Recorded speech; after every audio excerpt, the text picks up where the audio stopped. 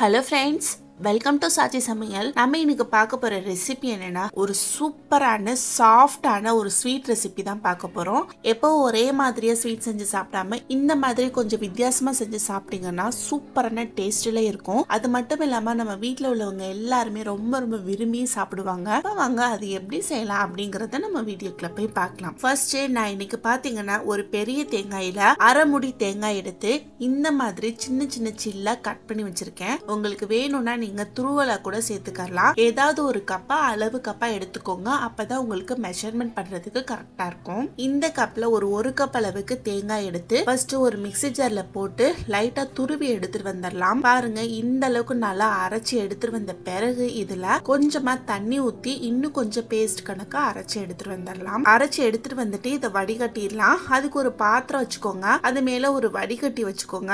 அது மேல ஏதாவது ஒரு காட்டன் கிளாத்தை நல்லா வாஷ் பண்ணிட்டு விரிச்சுக்கோங்க. இப்போ இதுல நம்ம அரைச்சு வச்சிருக்கிற தேங்காயை எடுத்து இதுல போட்டுடலாம். தேங்காய் பால் பாத்தீங்கன்னா நல்ல திக்கான பாலா இருக்கணும். அப்பதான் இந்த ஸ்வீட் ரொம்ப சூப்பரான டேஸ்ட்ல இருக்கும். பாருங்க சூப்பரா பிழிஞ்சு எடுத்தாச்சு. இன்னொரு தடவை கொஞ்சமா தண்ணி ஊத்தி இதே மாதிரி பிழிஞ்சு எடுத்துக்கலாம். மொத்தமா 2 தடவை, ஃபர்ஸ்ட் ஒன்னு செகண்ட் ஒன். அதுக்கு மேல நம்ம புளிய தேவையில்லை.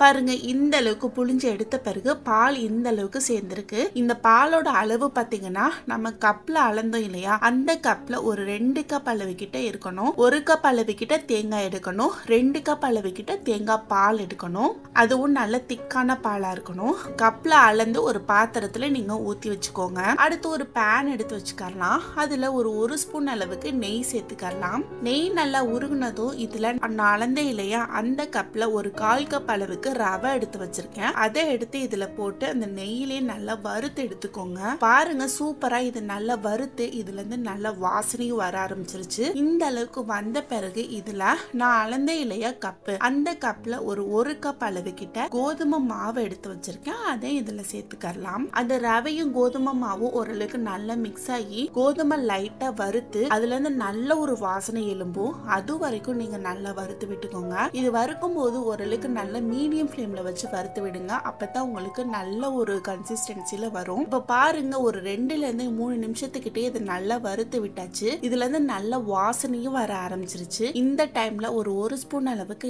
ஏலக்காய் பவுடர் எடுத்து வச்சிருக்கேன். அதை இதுல சேர்த்துக்கலாம். அடுத்து ஒரு 1/4 ஸ்பூன் அளவுக்கு மட்டும் உப்பு சேர்க்கறதுனால அந்த ஸ்வீட்டை கொஞ்சம் தூக்கி கொடுக்கும். அதனாலதான் நம்ம உப்பு சேர்த்துக்கிறோம். இப்போ இதையும் சேர்த்து நல்லா மிக்ஸ் பண்ணி விட்டுட்டு நம்ம அளந்து வச்சிருக்கோம் இல்லையா தேங்காய் பால், அதை எடுத்து இதுல ஊத்திடலாம். ஊத்தி இந்த மாவை நல்லா மிக்ஸ் பண்ணி விட்டுக்கோங்க. மிக்ஸ் பண்ணி விடும்போது பாத்தீங்கன்னா ஹை ஃப்ளேம்ல வச்சு மிக்ஸ் பண்ணி விடுங்க. பாருங்க கொஞ்சமா இந்த மாவு அந்த தேங்காய் பால் கூட நல்லா மிக்ஸ் ஆயிட்டு வருது. இப்ப பாருங்க நம்ம ஊத்துன தேங்காய் பால் எல்லாம் ஓரளவுக்கு நல்லா மிக்ஸ் ஆகி எல்லா மாவுமே ஓரளவுக்கு நல்லா செட் ஆகி வந்துருச்சு. கடாயில ஒட்டாம நல்லா இது மாதிரி மிக்ஸ் ஆகி வரணும். அது வரைக்கும் நீங்க கிளறி விட்டுக்கோங்க. இப்போ இதை ஒரு 2 நிமிஷத்துக்கிட்ட நல்லா மிக்ஸ் பண்ணி விட்டுட்டு இதை ஒரு தட்டல கொட்டி நம்ம ஆற வச்சிடலாம். இதை ஒரு மூடி போட்டு மூடி ஆற வைங்க. ஓபன் பண்ணி வச்சீங்கன்னா ஒரு மாதிரி காஞ்ச மாதிரி போயிடும். அடுத்து இந்த ஸ்வீட்டுக்கு தேவையான சக்கரை பாகு ரெடி பண்ணிடலாம். அதுக்கும் ஒரு பேன் எடுத்து வச்சுக்கோங்க. அதுல நான் அளந்தே இல்லையா கப்பு, அந்த கப்ல ஒரு கப் அளவுக்கு சக்கரை எடுத்துக்கோங்க. 1 கப் அளவு சர்க்கரைக்கு 1.5 கப் அளவுக்கு தண்ணி சேர்த்துக்கோங்க.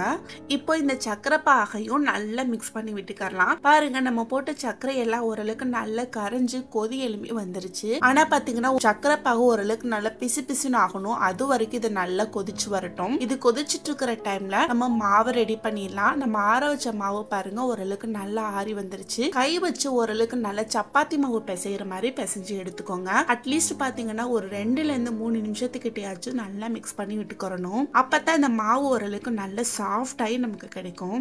பாருங்க சூப்பரான சாஃப்டா மாவு நமக்கு ரெடி ஆயிடுச்சு. கை வச்சு அமைக்க பாருங்க எவ்வளவு சாஃப்டா மிருதுவா இருக்கு அப்படின்ட்டு. இந்த அளவுக்கு இதை மிக்ஸ் பண்ணி விட்ட பிறகு இதுல இருந்து குட்டியா ஒரு பால் எடுத்து கையில வச்சு ஓரளவுக்கு நல்லா உருட்டி விட்டுக்கோங்க. உருட்டி விட்டுட்டு கையில வச்சு இது மாதிரி அமர்த்தி விட்டுக்கோங்க. அமர்த்தி விட்டீங்கன்னா பாத்தீங்கன்னா ஓரளவுக்கு நமக்கு நல்ல வடை மாதிரி கிடைக்கும். அடுத்து விரல் வச்சு ஒரு மாதிரி லைட்டா அமுக்கி விட்டுக்கலாம். இந்த மாதிரி அமுக்கி விட்ட பிறகு ஒரு கத்தி இல்லைன்னா ஒரு ஸ்பூன் வச்சு சுத்தி இது மாதிரி ஒரு லைன் போட்டு விட்டுக்கலாம். லைன் போட்டு விட்ட பிறகு பாருங்க ஓரளவுக்கு நல்ல ஃப்ளவர் மாதிரி இருக்கு. இதே மாதிரி நம்ம எடுத்து வச்சிருக்கிற மாவு எல்லாத்தையுமே நீங்க ரெடி பண்ணிக்கோங்க. அடுத்து நம்ம ரெடி பண்ண சக்கரை பாகு பாருங்க நமக்கு ரெடியாகி வந்துருச்சு. கையில தொட்டு பார்க்கும்போது ஓரளவுக்கு நல்ல பிசுன்னு நமக்கு இருக்கணும். அதுதான் நமக்கு கரெக்டான பதம். இந்த அளவுக்கு சக்கரை பாகு ரெடியான பிறகு இதை எடுத்து ஆற வச்சிடலாம். அடுத்து அடுத்து நம்ம ரெடி பண்ணி வச்சிருக்கிற மாவை பொரிச்சு எடுத்துடலாம். அதுக்கு எண்ணெய் ஊத்தி ஏற்கனவே காய வச்சிருக்கேன். அதுல நம்ம ரெடி பண்ணி வச்சிருக்கிற மாவை எடுத்து போட்டு ஓரளவுக்கு நல்லா பொரிச்சு எடுத்துக்கலாம். பொரிச்சு எடுக்கிறது பாத்தீங்கன்னா ஓரளவுக்கு நல்ல மீடியம் ஃப்ளேம்ல வச்சு பொரிச்சு எடுக்கணும். ஹை ஃப்ளேம்ல வச்சு பொரிச்சிங்கன்னா வெளியில மட்டும் வெந்துட்டு உள்ள நமக்கு லைட்டா மாவா இருக்கிற மாதிரி இருக்கும். அதனால மீடியம் டு ஹை ஃப்ளேம்ல வச்சு ஒரு 5 நிமிஷத்துக்கிட்ட இதை பொரிச்சு எடுத்துக்கலாம். பாருங்க இது எல்லாம் சேர்ந்து ஓரளவுக்கு நல்ல கலர் மாதிரி பொரிஞ்சு வந்துருச்சு. இந்த அளவுக்கு நல்ல கோல்டன் கலர் வரணும். அப்பதான் நமக்கு ஒரு நல்ல ஒரு டேஸ்ட் கிடைக்கும். பாருங்க இந்த அளவுக்கு இது பொரிஞ்சு வந்த பிறகு இதை எடுத்து ஒரு பிளேட்ல வச்சிடலாம். இதே மாதிரி மீதி இருக்கிற மாவையும் நம்ம பொரிச்சு எடுத்துக்கலாம். நம்ம பொரிச்சு எடுத்த ஸ்வீட்டும் பாருங்க ஓரளவுக்கு நல்லா ஆறி வந்துருச்சு. இந்த அளவுக்கு வந்த பிறகு இதை எடுத்து நம்ம சக்கரை பாகுல போட்டுடலாம். போட்டாச்சு. ஒரு 5 நிமிஷம் கழிச்சு இது மாதிரி திருப்பி போட்டுக்கோங்க. பாருங்க சூப்பரா திருப்பி போட்டாச்சு. மீதி பொரிச்சதையும் நான் இதுல போட்டுறேன். எல்லாத்தையும் போட்டு இது மாதிரி முன்ன பின்ன திருப்பி விட்டுக்கோங்க. அப்பதான் உங்களுக்கு சக்கரை பாகு எல்லாத்துலயுமே நல்லா செட் ஆகி கிடைக்கும். இது ஒரு அரை மணி நேரத்துக்கிட்ட ஊறணும். அப்பதான் நமக்கு சக்கரை பாகுல செட் ஆகி இந்த ஸ்வீட் ஓரளவுக்கு நமக்கு நல்ல சாஃப்ட் ஆகி கிடைக்கும். அதனால ஒரு 1/2 hour கிட்ட நம்ம மூடி வச்சிடலாம். இப்போ ஒரு அரை மணி நேரம் ஆயிடுச்சு. ஓபன் பண்ணி பார்க்கலாம். பாருங்க பார்க்கவே ரொம்ப அழகா கலர்ஃபுல்லா இருக்கு. டேஸ்டும் பாருங்க அதை விட சூப்பரா இருக்கும். நீங்க கண்டிப்பா என்கிட்ட வந்து மெசேஜ் பண்ணுவீங்க சூப்பரா இருந்தது அப்படின்ட்டு. ஒன்னு எடுத்து கட் பண்ணி காமிக்கிறேன். பாருங்க பாருங்க எவ்வளவு சாஃப்டா ஸ்மூத்தா ஜூசியா இருக்கு பாருங்க. அமுக்கி காமிக்கிறேன் பாருங்க. இதோட டேஸ்டும் ரொம்ப ரொம்ப சூப்பரா இருக்கும். நீங்களும் கண்டிப்பா இந்த தேங்காய் பால் ஸ்வீட்டை ட்ரை பண்ணி பாருங்க. ட்ரை பண்ணி பார்த்துட்டு எப்படி இருந்துச்சு அப்படிங்கறத கமெண்ட் பாக்ஸ்ல கமெண்ட் பண்ணுங்க. இந்த ஸ்வீட் ரெசிபி உங்களுக்கு பிடிச்சிருந்ததுன்னா லைக் பண்ணுங்க, ஷேர் பண்ணுங்க, சப்ஸ்கிரைப் பண்ணுங்க. அப்படியே பக்கத்துல இருக்கிற பெல் ஐகானை கிளிக் பண்ணுங்க. தேங்க்ஸ் ஃபார் வாட்சிங். கோதுமையும் ரவையும் இருந்தா ஒரு வாரத்துக்கு வச்சு சாப்பிட்ற மாதிரி சூப்பரான டேஸ்ட்ல ஒரு அருமையான ஸ்வீட் ரெசிபி பண்ணிடலாம். ரொம்ப ரொம்ப சூப்பரான டேஸ்ட்ல இருக்கும். ரொம்ப ஈஸியாகவும் சிம்பிளாகவும் நம்ம செஞ்சிடலாம். இப்போ வாங்க அது எப்படி செய்யலாம் அப்படிங்கிறத பார்க்கலாம். மாவெல்லாம் போட்டு மிக்ஸ் பண்ற மாதிரி நல்லா அகலமான கடாய் இல்லைன்னா ஒரு பாத்திரமா பார்த்து எடுத்துக்கோங்க. அடுத்ததா ஏதாவது ஒரு கப்பா அளவு கப்பா பார்த்து எடுத்து வச்சுக்கோங்க. அந்த கப்ல தான் நம்ம எல்லா பொருட்களையுமே அளந்து போடணும். ஃபர்ஸ்ட் நான் இதுல ஒரு கப் அளவுக்கு அரிசி மாவு சேர்த்துக்கிறேன். அடுத்ததா ஒரு கப் அளவுக்கு கோதுமை மாவு. அடுத்ததா ஒரு அரை கப் அளவுக்கு ரவை, நல்ல பொடி ரவையா பார்த்து சேர்த்துக்கோங்க. அடுத்ததா ஒரு பிஞ்ச் அளவுக்கு உப்பு. இப்போ இது எல்லாத்தையும் சேர்த்து கரண்டி வச்சு நல்லா மிக்ஸ் பண்ணி விட்டுக்கலாம். நம்ம போட்ட பொருள் எல்லாம் ஒன்னோட ஒண்ணு சேர்ந்து நல்லா மிக்ஸ் ஆகி வரட்டும். பாருங்க சூப்பரா நல்லா மிக்ஸ் ஆகி வந்துருச்சு.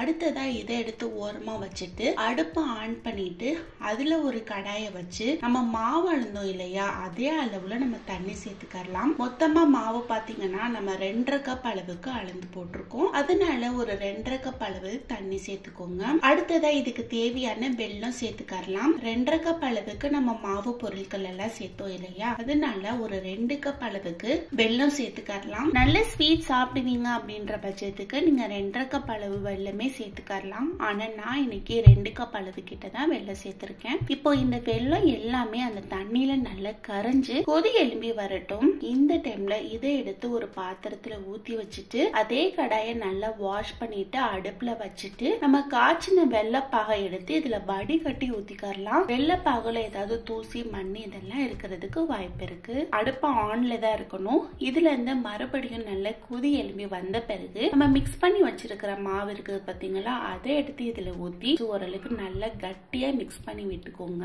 நம்ம எடுத்த மாவுக்கு நம்ம ஊத்தின தண்ணி கரெக்டான அளவுல இருக்கும். இப்ப பாருங்க எல்லா மாவும் சேர்ந்து ஒன்னோட ஒண்ணு நல்லா மிக்ஸ் ஆகி வந்துருச்சு. இந்த அளவுக்கு இது நல்லா மிக்ஸ் ஆகி வந்த பிறகு எல்லா மாவையும் ஒண்ணு சேர்த்து நல்லா மிக்ஸ் பண்ணி விட்டுட்டு ஒரு 5 to 10 நிமிஷத்துக்கிட்ட மூடி வச்சு ஆற வச்சிடலாம். இது ஓரளவுக்கு நல்லா ஆறி வரட்டும். ஒரு 1/4 மணி நேரத்துக்கிட்ட ஆயிடுச்சு.